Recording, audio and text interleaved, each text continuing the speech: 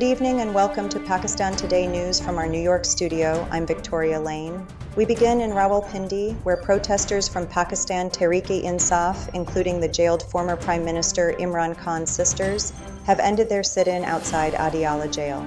The protest was called off after authorities assured the group that a meeting with Imran Khan would be arranged next week.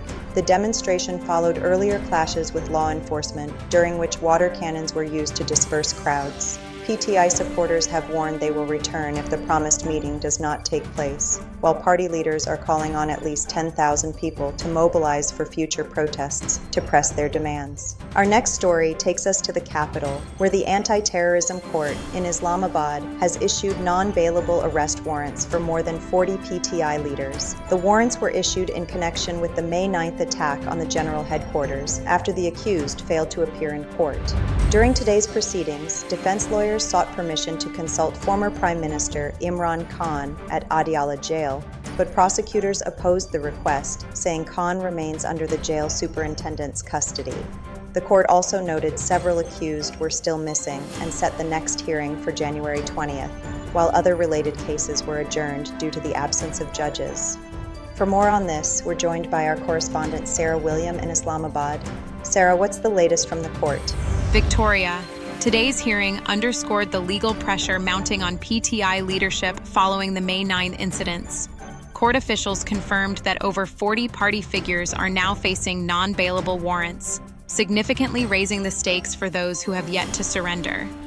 Defense teams argued they need direct access to Imran Khan to prepare their cases, but prosecutors maintained that jail protocols must be followed. With several accused still unaccounted for, the court made it clear that proceedings will move ahead when it reconvenes later this month. Thank you, Sarah William, reporting from Islamabad. Turning now to defense and economic developments, Pakistan's Defense Minister Khawaja Asif says the country may not require financial support from the International Monetary Fund within the next 6 months. Speaking on a television program, Asif cited a surge in defense procurement orders following the May 2025 conflict with India. He claimed Pakistan's military capabilities were demonstrated internationally during the standoff, leading to increased demand for its aircraft and defense equipment. The minister also reiterated that Pakistan would respond strongly to any future aggression from India. In economic policy, the federal government is considering an increase in the petroleum levy to help address the gas sector's circular debt, which has crossed 3 trillion rupees. Petroleum Minister Ali Pervez Malik told a National Assembly committee that gas tariffs will not be raised for at least 6 months, following directives from Prime Minister Shehbaz Sharif. However, he did not rule out adding around 5 rupees per liter to petrol and diesel levies. Officials also pointed to improvements in reducing gas losses, boosting domestic supply, and discussed reforms including feeder-to-feeder monitoring and possible LNG export arrangements with Qatar. We move now to a tragic accident in Punjab.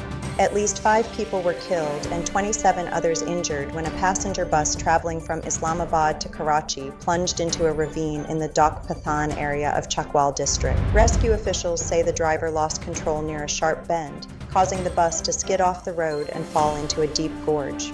Rescue 1122 teams reached the scene quickly, pulled survivors from the wreckage, and transported them to a nearby hospital.